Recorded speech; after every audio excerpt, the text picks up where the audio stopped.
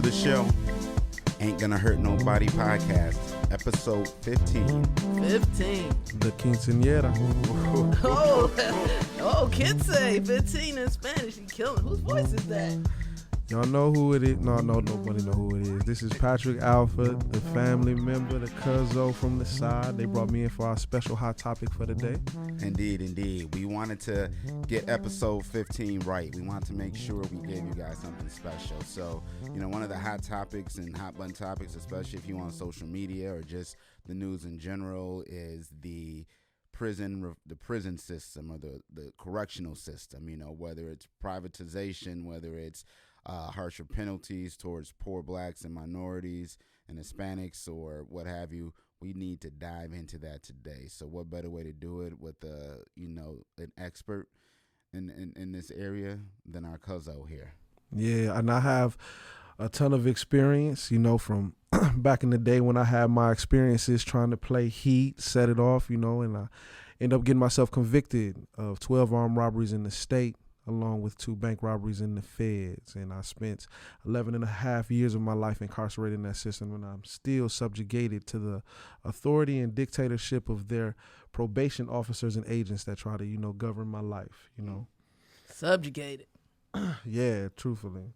So let's go back in time. So tell us a little bit about your situation and what eventually got you incarcerated. And when we said tell us about it, not just, what happened, but why it happened. If you can kind of get into the why. That's what we like to explore in this show, the why behind what happens. What got me into what I eventually did was because I was a horrible drug dealer. I couldn't sell drugs. One was because I'm not good at managing money. So, whatever little money I did make off of it, it was spent on a pair of sneaks, and I was stuck in the same position. So I was like, I also was intelligent. I like to read, and so I was aware of how our society was. I was aware of the things that were up against me, and I felt like the government, was one of those things.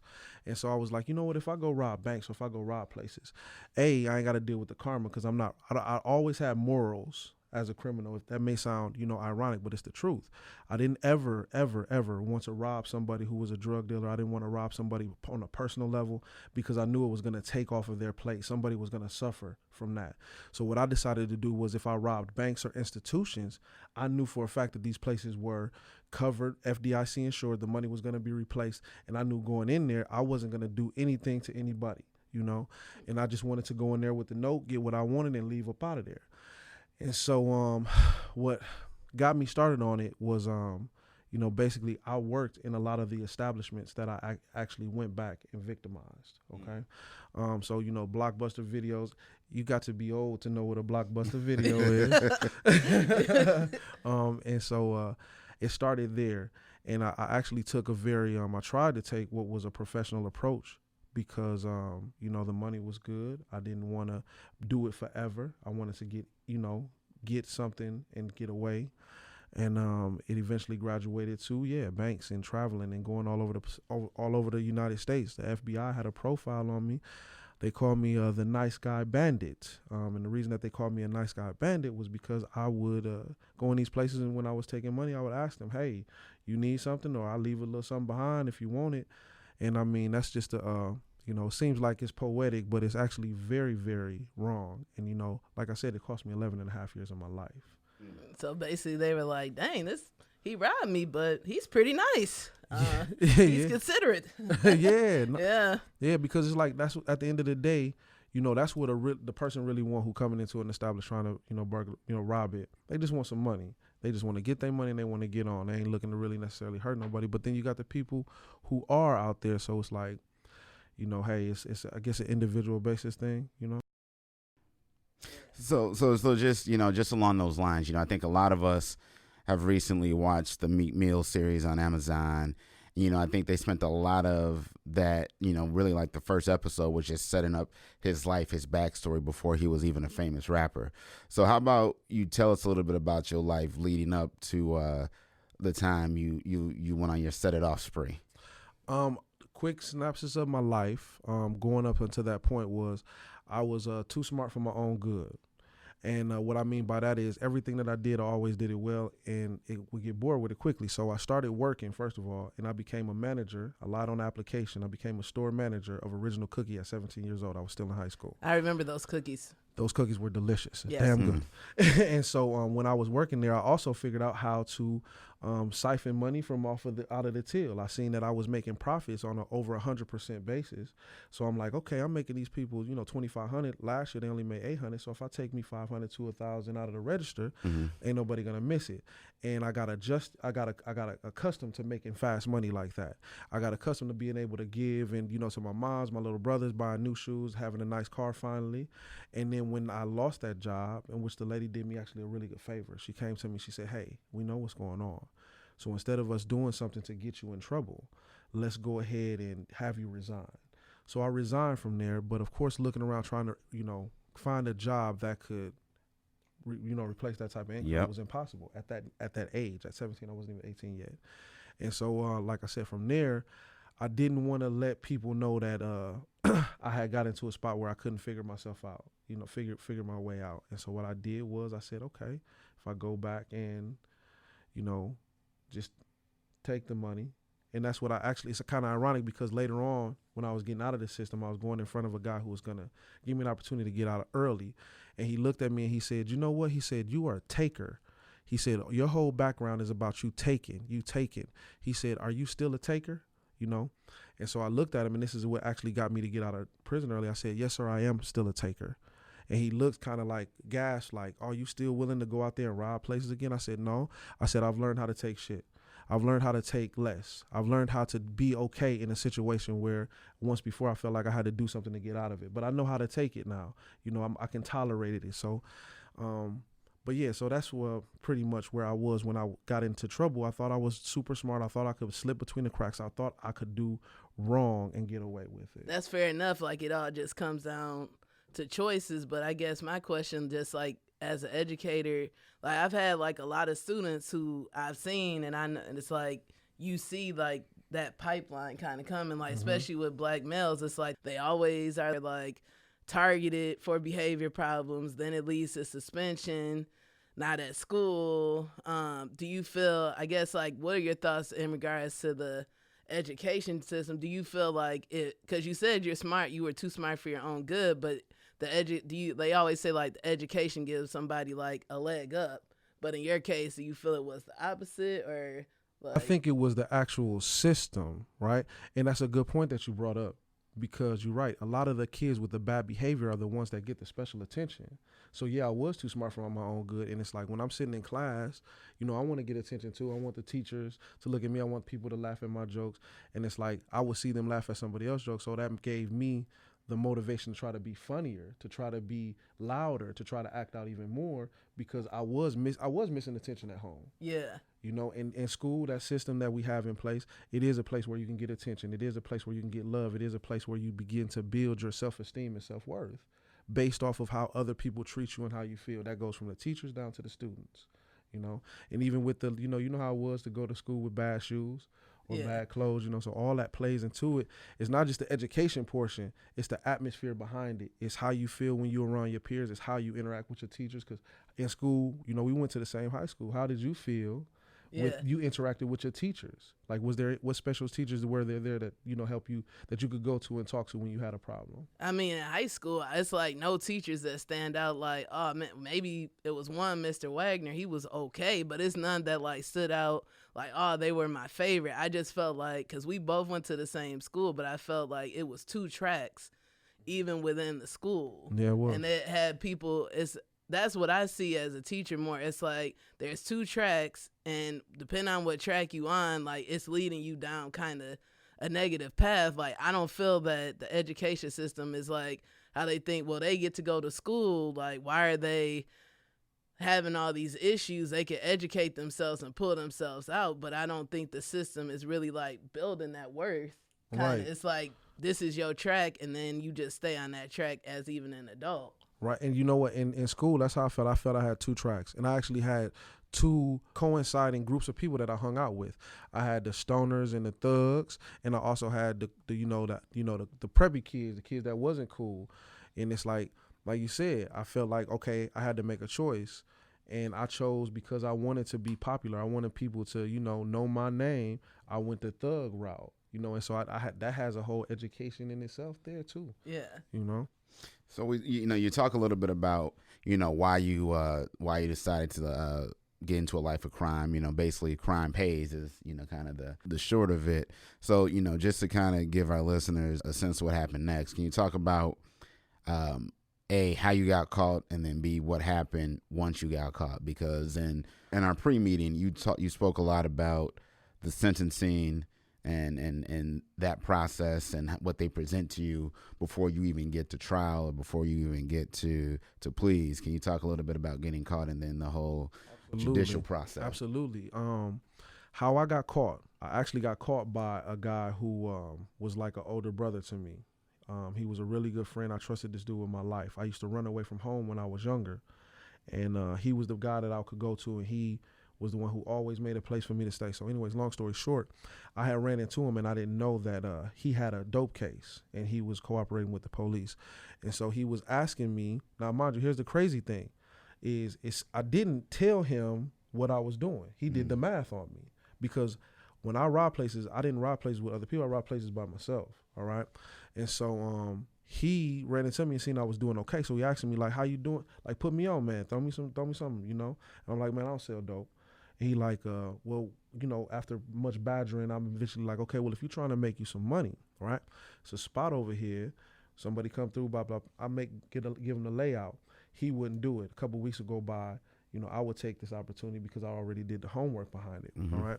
So now eventually he did the math and would see like, okay, I think the one that he probably did the math on me was an Associated Bank in Milwaukee, Wisconsin that I ended up doing. And I had told him that it was a, open opportunity for him to take advantage of that, and he didn't. So anyways, long story short, he told on me to get me locked up. The crazy thing is, I didn't know at the time, they actually put him in jail with me with a microphone and wire on and weed. Like, he was in the jail with a microphone on with marijuana, and he was trying to get me to confess and talk about some of my crimes and the things that I was convicted of. Oh, dang.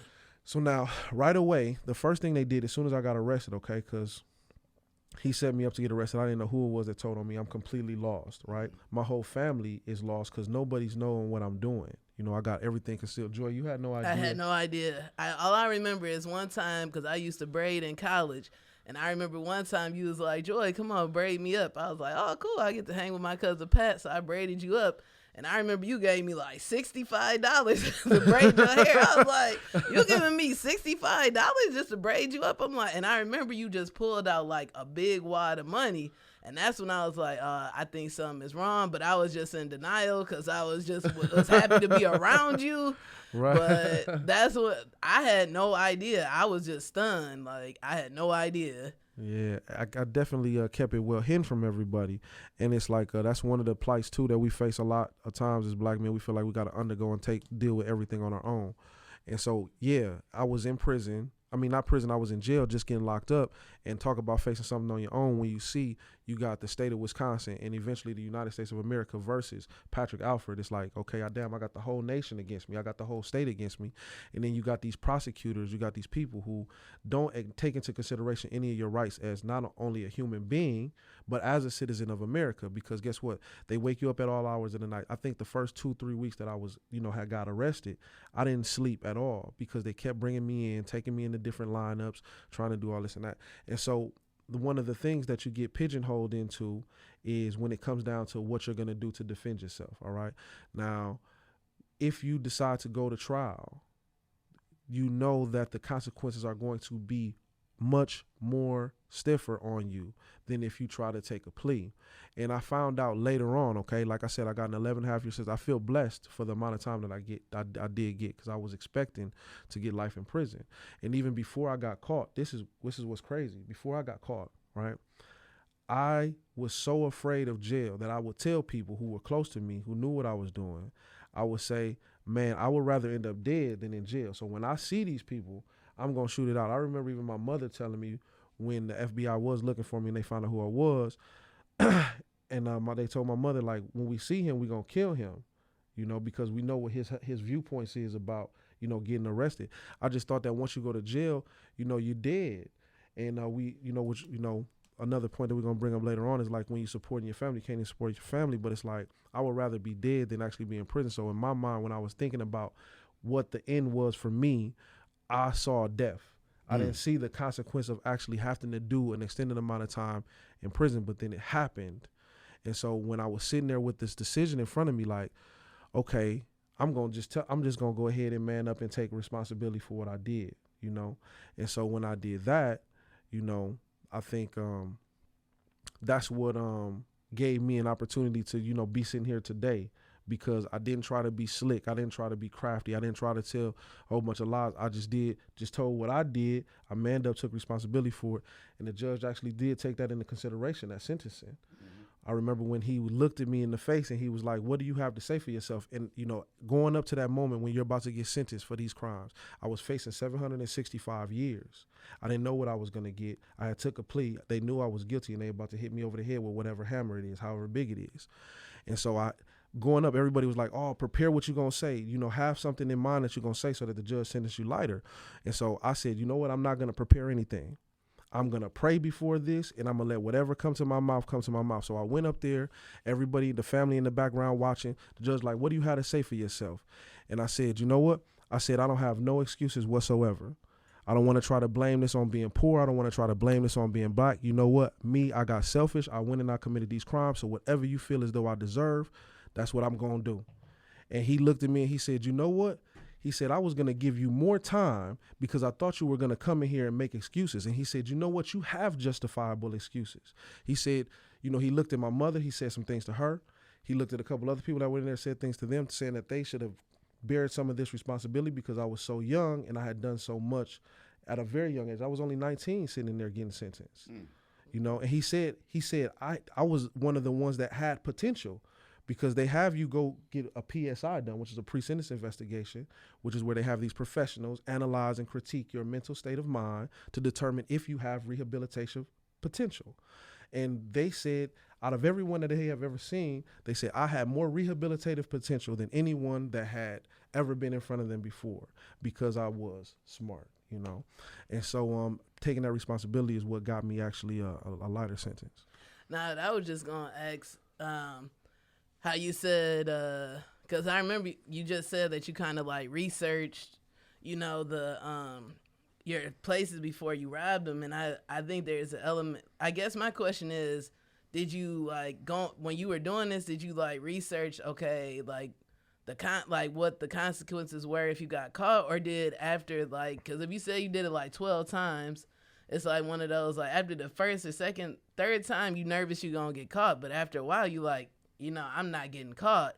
So did you think you were gonna get caught, or you just, and did you kind of research if I get caught, I'm prepared how to handle it, or you just, I don't know. But my question is just did you think about what would happen if you got caught?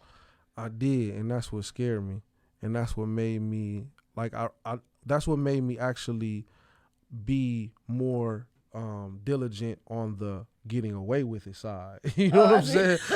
So it's I made sure that I had everything timing. So I wasn't, greedy. I'm I'd rather take a little bit. So I take a little bit here, and while I figured out very early, if I'm over here taking from this place, all of the police are gonna converge over here. So I go over here. So now it's crazy because I was like a pioneer in the armed robbery game. If that's it's not funny, but now I see how people will rob one location, go to another one, and go to another one after that. That was my style and MO back in the day when I was doing. So they emulated the nice guy. They did emulate the nice guy bandit after a while. The nice guy method. The nice guy method. Yeah. You get more bees with honey, right? So you in front of the judge, you accept full responsibility and accountable for your own actions, and he gives you 11 and a half years, and you're facing over 700 years based on you had, I believe it was 12 counts, and each count carried how many years? 65 years. 60 years with the 5-year gun enhancement. So you take all of that into account, you get the sentence. What happens next? Once I get the sentence, I tell everybody in my life to forget that I exist. I said I'm gonna pull this time by myself. I remember I wrote a letter to my best friend Dante. I was like, man, look, I got to pull this time. Don't worry about me. I'm a survivor. I'm going to be okay. You know, you had the best of life. I'll talk to you when I get out, right? He wrote me back like, man, you crazy. I'm going to be there for you, man. Stomp down 10 toes and 2 heels. And I didn't hear from him again. You know what I'm saying? So after I got my sentence, the thing that I guess prepared me was I said, okay, I got to do this time. I'm not going to have any expectation of anybody. And I think that's what blessed me the most throughout my incarceration, because I actually learned so much. Like I can think about so many wise things that I've used to help cultivate my life from people that I met in there. But it's like, what I mean by no expectations of nobody is I put myself in this situation, so I had to figure out how to survive. So the first thing I did was I was sitting in the hole. The first thing I did was I taught myself how to braid. You know, I started practicing on my own hair, so I learned how to braid my own hair. So I was like, okay, I got to figure out how to survive. So I learned how to braid. I got out, start getting general population, start learning how to braid to make some money. Next thing you know, I got a job in the barber shop, didn't know how to cut no hair. Like I didn't even know what a taper was. And I'm working in the barber shop, and I remember this guy came in there. He was like, man, let me get a haircut, man. I was like, all right, I got you. So I pulled the clippers out, and I'm like, okay. I start, cutting his hair. Anyways, that's I learned not to lie in prison after that, you know what I'm saying? And I also learned that I couldn't fight as well as I thought I could. Yeah. So, we talked about mental health a little bit. So and that's been a popular topic, and I think been brought to the forefront, and something that as Black people we're being encouraged to embrace and seek professional help. Tell us about the mental transition. You talked about kind of the relationship transition, like you wanted to do the time on your own. Talk little bit about the mental health and the services they provide, or the options they provide once you get in the system. And they do. And people who have been incarcerated for a length of time, they know that the system does realize that people have mental health issues coming into prison. But instead of using, the opportunity to give people therapy and treatment, they give you medication. So they know that people need mental health assistance. So when I came in the system and got locked up, a couple of days after getting sentenced, they brought me in to see a psychiatrist. And his question to me was, how do you feel about your sentence? And I said, I'm okay with it. I said, I feel like I could have got a whole lot more time. I'm okay with the amount of time I got. This man looked at me and said, are you sure? He said, let me prescribe you some. He gave me trazodone and he gave me Paxil. I told the man I was okay. But based on the amount of time that I got, this man gave me Paxil and trazodone, which is a psychotropic and a sleeping pill. And so a lot of people who come in and transition into prison, instead of getting treated for their mental health issues, they're placed with the option. Do you want to do your time medicated, or do you want to do your time not? A lot of people choose to do their time medicated. So that's why you see people who come out of prison sometimes with what they call the Haldol effect. They've been shot up with medication for so many years and take the stuff like they slow. They don't know how to, really, like people like, man, something wrong with that guy. That's because when he was in prison during his time, he was taking medication that they offer you. And so me, I didn't take the medication. And so I feel as though the system is kind of like bogus on that note, because they could take the time to actually treat people, give people therapists to actually work through their issues. But instead, they either want to put them to sleep or put them to work, which is, of course, another thing is they profit off of the prison industries, which is one of the things they talked about in the 13th, so. And when he's saying the 13th, he's talking about the documentary on Netflix about the 13th Amendment. Yeah, it's crazy. I was talking to my uncle the other day, and just a quick anecdotal story. We were talking about Abraham Lincoln and freeing the slaves, and at the end of the day, everybody knows it now. Like, Abraham Lincoln was not on a crusade to free the slaves. He knew the only way to decimate the South and the Confederate rebels who were treasonous to the United States. Confederate flag is treasonous, but the only way to hurt those people were to take away their labor force, and that meant freeing the slaves. That was the only reason he had an interest in doing that. Fast forward to now, I think if you watch Orange is the New Black, hell, even Shawshank Redemption, you see, like, even in movies, they touch on it a little bit. The prison system is it's a damn near a slave labor force that you have, that the institutions have at their disposal to make whatever goods that they need. Yeah, and I found it quite ironic. When I was in the federal prison, I worked in a steel factory. You know, like and I've actually seen people like going to war at each other with long, sharp swords because they get them from these steel cabinets that they make. It's called Unicore, and I hated Unicore, and they force you to work in there, right? Because what they say is either you have to pay, because like me, I had restitution in the federal government. Mm-hmm. It's to the federal government, so they like, you got to pay us $250 every month, and I can't afford that. Or else, if you don't pay this $250, you can't get commissary. And if I can't get commissary, I can't survive pretty much because the food sucks. So I had to go and work inside this prison and make 32 cents an hour because I couldn't afford the $250 to pay them if I didn't opt out of working inside the prison factory. You know what I'm saying? So because I couldn't pay $250 a month out of my own pocket to ask for fines to get commissary. You know, and then get commissary on top of that, I had to work inside there. So in the writing of the 13th Amendment, it does say that people are free with the exception of if you commit a criminal act. So that's how kind of like the slave nation or slave mentality got attached to the prison culture, because in that they had that little like, what's the word, caveat, I guess, or something in there that if you are criminal, then you're kind of still considered a slave. And that's been following us kind of up till today, because if you think about the United States has 25% of the world's prison population and only 5% of like the population. So 1 in 4 people out of the whole world is in prison in the United States.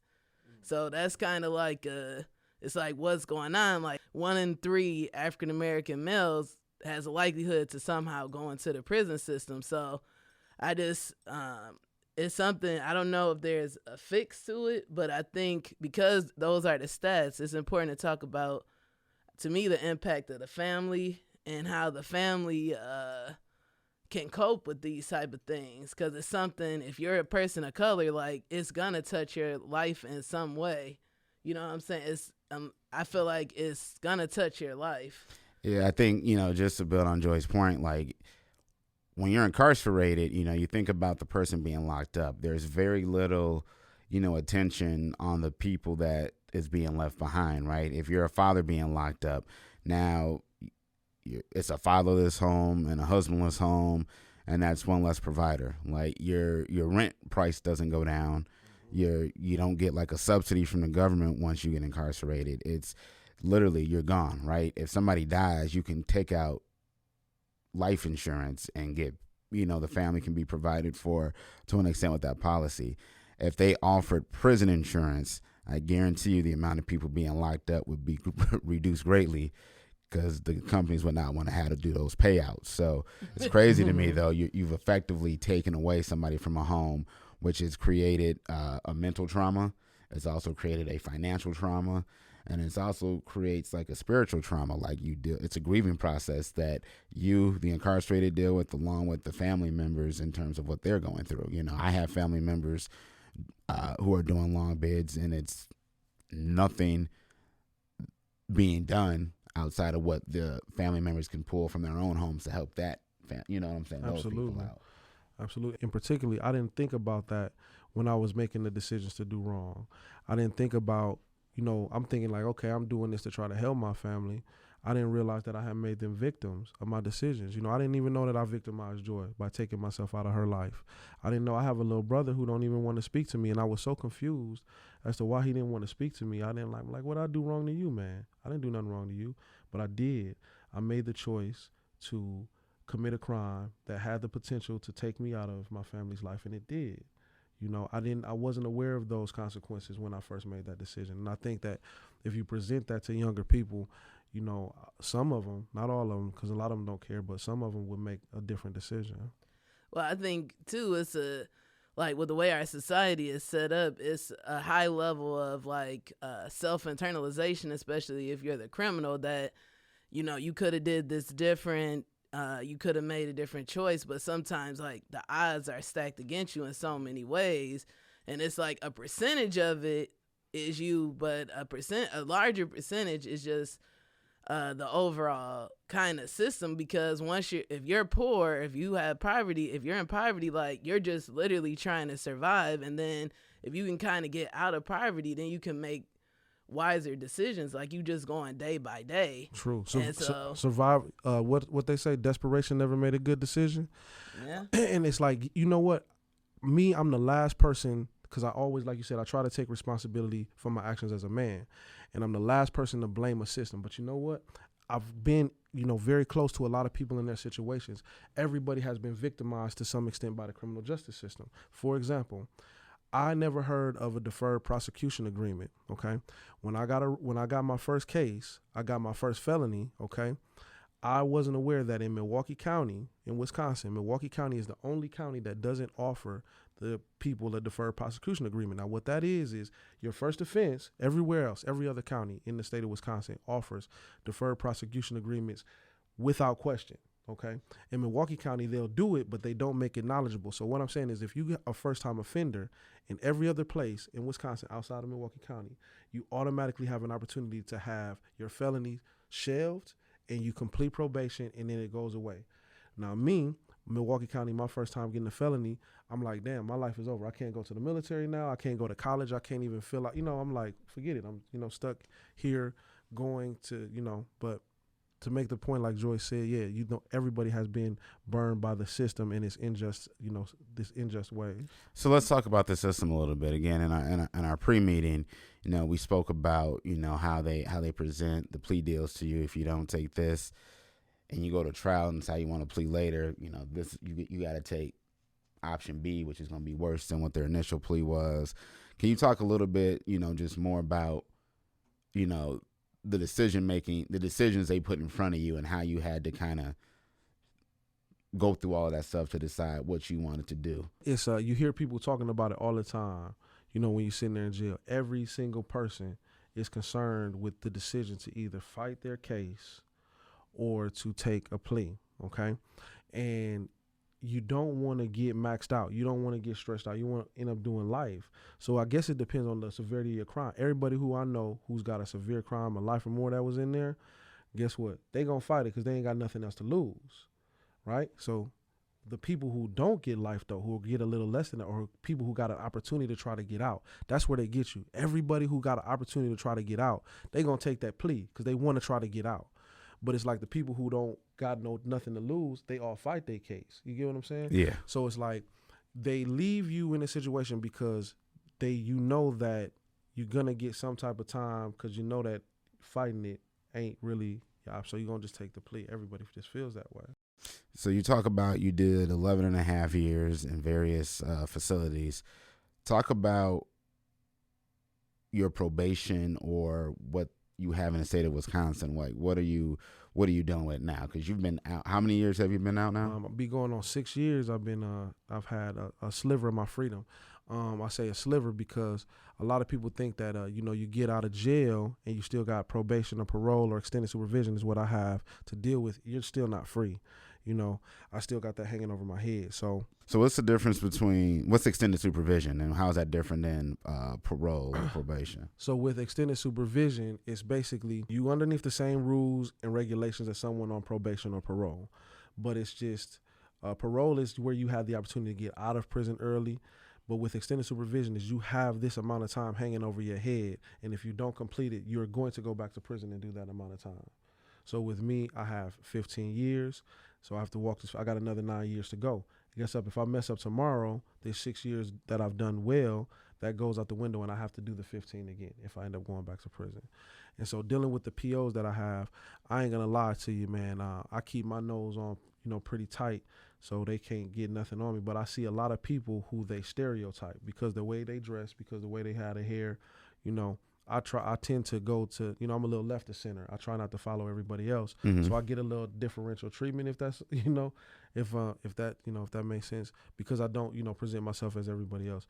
But I feel sorry for a lot of the guys out there who, they stuck in that same culture mind. They got to wear something that makes them look like a drug dealer. I ain't gonna lie to you. Yeah. And so because of that, they have POs constantly dropping them all the time. They, making them do things that, the POs, they try to run your life like they're the responsible party, but it's if you just do what you got to do, I guess you can make it. But I've had a lot of situations where, because by me being a truck driver, I need travel passes and permission to go and do my job. And they've basically ruined some great opportunities that I had because of that. So yeah, I'm still dealing with some of the backlash of it. If you kind of think about it, I still always go back to the mental health component, but also it's kind of emasculating. It's like an emasculating thing, because it's like I'm a man, I'm an adult, but I gotta always report back to this person. That's almost kind of like a parent type overarching authority over you, so you can't be the full man you want to be. True. And it's unfortunate, I guess, for me.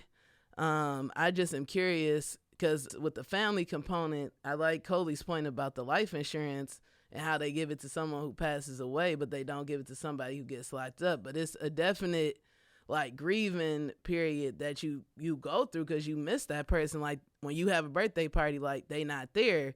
If you get married, like, you know, they not there. That's your favorite cousin, but you deep down, you miss this person, you know? And like for kids coming up, nobody helps them, nobody counsels them. So at school, these kids acting up, they angry, they sad, and then at the same time, like anger is what leads into like depression, because it starts out as anger, and then it goes to sadness, and then it's just depression. And also, I know I'm going on this long thing, but I'm just saying that I feel there's a portion of it is just shame. And once you can like strip that pride from somebody, like you already stripped it from maybe the head of household, but you also is getting stripped from the children, from the wives. So the shame, it just brings down the whole family. I just feel it's like no therapy and no just like pointing out what's really going on here. Right.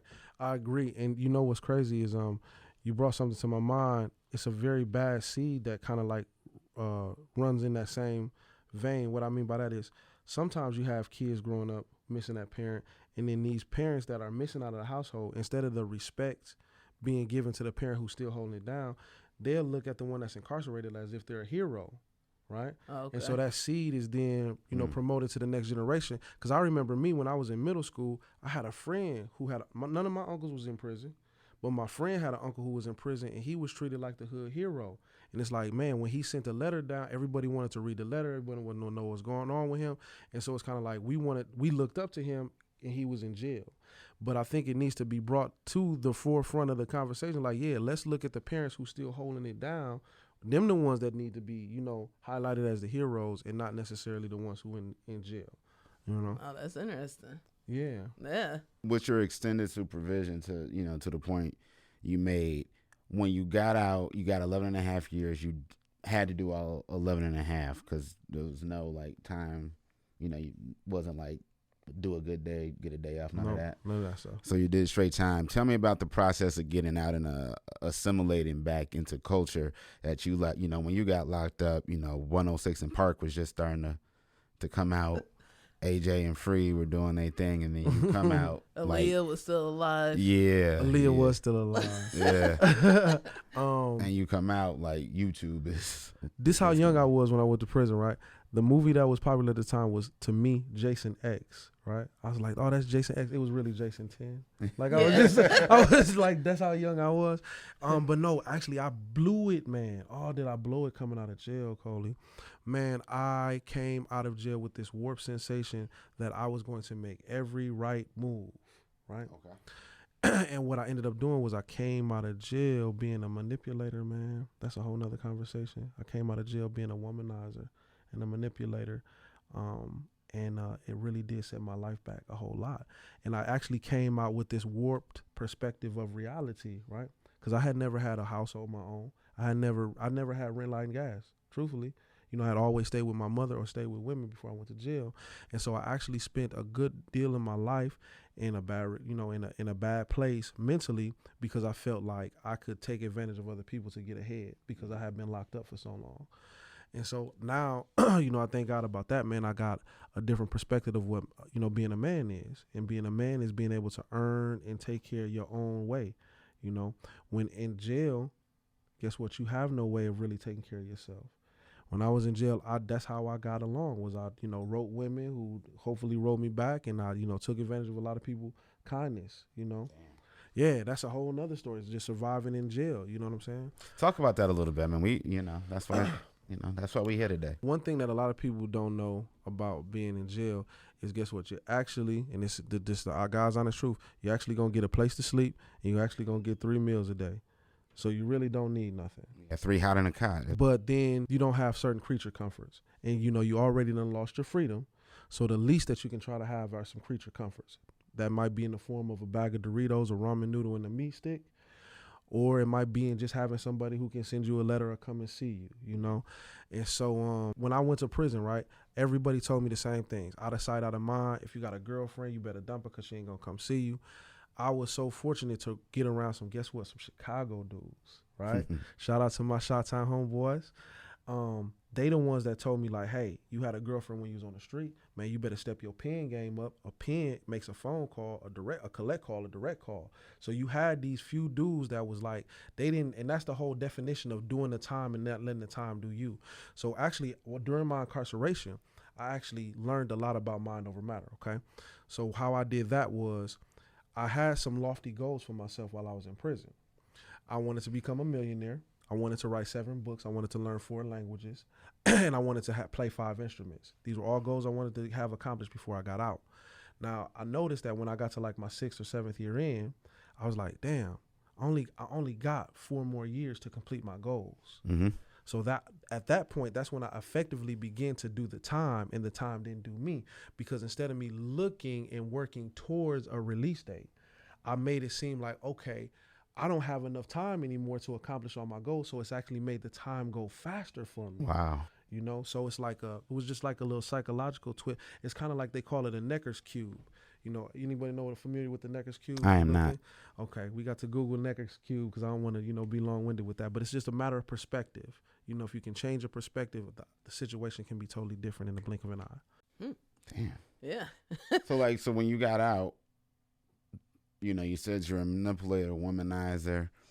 Tell me about your life since you've been out and professionally, what you're doing. You mentioned that you a truck driver. Tell me let's talk more about just that assimilation back in the culture, and it was 2013 you got out? Yeah, but I got to be real because that's all I know how to do. Yeah. Man, I'm still messing up, but I'm just fortunate enough to be out here still free. I'm paying bills, I'm working, I'm doing all the responsible things, but it's like I'm just now starting to come out of this haze and not like, so, mental health is a very big component of this, because I started to go to a therapist a couple of years ago, okay, a therapist that I went to on my own, and I realized that I do have PTSD, I do have depression, I do have anxiety disorder, and it's like, I'm just not like really starting to get things handled the right way. I'm starting to work on my credit. I started doing that 5 months ago. My credit is getting good now. I got a 650. And it's like before, just even last year, like I felt like, it's like I can't really answer that question just basic because I went through so many different transitions. Yeah, that's and cool. I'm just getting to a good place now where it's like, okay, I'm being responsible. I'm making good decisions. I'm planning for a future is what I'm saying. Whereas just like in my 1st, 2nd, 3rd, 4th, 5th year out, I was in such a hurry to try to catch up and try to get some semblance of a life that I had missed out on for so long. But it's like now I'm starting to see like, okay, fuck all that. Fuck trying to play catch up. Let's play the marathon game like Nipsey Hussle said. So all the way up until just recently, I'm starting to make long-term goals and long-term decisions and giving myself 2 to 3 years to do something, as opposed to when I first got out, I needed to get stuff done in a week, in a month, in a couple, you know what I'm saying? Yeah, I put myself underneath that pressure. Yeah, man. I felt like I had to do so much so fast and have these expectations of myself. And I went through a very big depressing moment in my life when I would realize, like, wait a second, I'm not going to probably become a millionaire. I'm probably not going to write all those books I said I was going to write. You know what I'm saying? Yeah. So it's like, dealing with reality, and in prison, all you got to do is dream. You can tell yourself all kind of lies in prison every night. Like, man, when I get out, and you kind of need to do that as a coping mechanism. Yeah. And it's like when you get out, that's a whole nother thing, dealing with the harsh reality. Like, hey, man, can you make enough money to hold down a household on your own? Or can you actually get a new car legally? Yeah. Yeah. And then what's really been hard for me is since I stopped womanizing, stopped manipulating, like I cut that out of my life. Like if you think about it, like you got like locked up at 19, it's like you really don't know who you are at 19. Like just like they say like the frontal lobe of your brain is not developed until 21 to make like proper even decisions or like long-term decisions. So at 19, I didn't know who I was.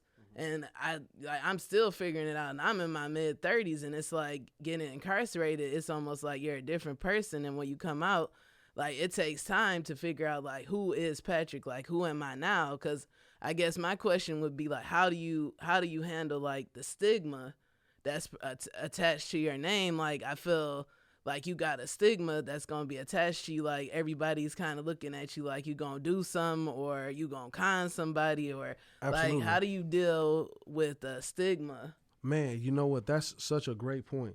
You know, that shows a lot of wisdom on your part for being able to see that. And yeah, you do have an identity crisis. Like I just recently dealt with that. Like, guess what? I'm not a gangster. I spent my whole life thinking that I was a gangster. I was this, I was that, I was tough, I was hard. Guess what? I'm not a pimp. I don't want to take money from women no more. You know what I'm saying? I don't think that's a very masculine thing to do. But what's promoted in our communities, what's out there in all the majority of the music we listen to, guess what? I'm a pimp, money over bitches, all that stuff. You know what I'm saying? Yeah. And so, yeah, you do have a very big identity crisis, you know? Yeah. Guess what? Somebody thinks something wrong with me if I came up in here with a cowboy hat and some boots on. They'd be like, wow, that's a very colorful fella right there. You know what I'm saying? Yeah. But no, and this is where I'm at right now is like I'm accepting like, okay, no, I'm not those things. Guess what? I'm not a convicted felon. You know, I'm not my inmate number. I'm not all that stuff. And it's just like, who cares? I just got to live for me, and I'm realizing like, hey, what's going to make me happy?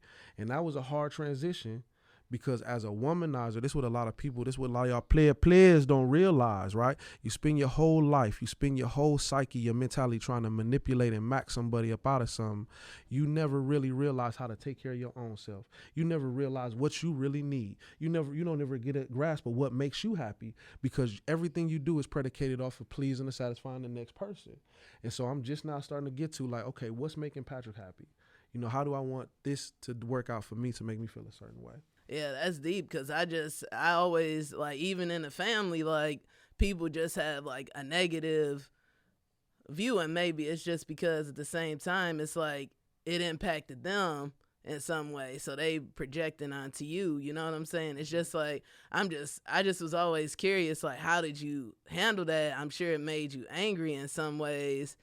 And for some people, that could be a self-fulfilling prophecy because it's like when you get out, people still, even in your own family, see you as a criminal. So it's like, why the hell should I try? I'm going to just keep going back in the system. You got that stereotype. You got that thing, you know, and guess what?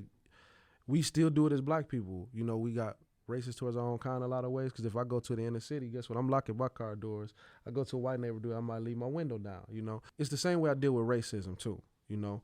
I use it as an opportunity to win somebody over. So guess what? A lot of people ain't never met a bank robber before. You know what I'm saying? So now they meet me, and it's like the first thing that they say is, "Man, I would have never thought." What a nice guy! You're the nicest man, right? Same thing with racism.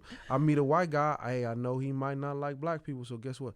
I tell him, if you're going through hell, keep on moving. I like country music too. So it's like when you can when you can connect with people on their level. It's not about you and you trying to plead your case. So like, yeah, I'm a convicted felon, but let's not talk about that. Let's just get cool. And then next thing you know, they like, oh man, this dude is cool. You know, you got to gain trust one person at a time, and you actually got to, and which the main thing is, so like whenever you meet somebody, this is what I would like to take away and be from me. If you meet somebody who went to prison, okay, always ask them what they learned. Because it's something to learn. It's so much to learn. And this is what I learned after 11 and a half years in prison, right? There's no right way to do wrong. Period. There's no right way to do wrong. And if you are going to indulge in a life of crime or take part in a life of crime, you got to convince yourself of that first, that there's a right way to do wrong. You know, so I keep that in the forefront of my mind and just keep it moving, man, one day at a time. Man, you know, I think we're coming up on our time, so I think that's a great way to kind of tie up a lot of what we were talking about.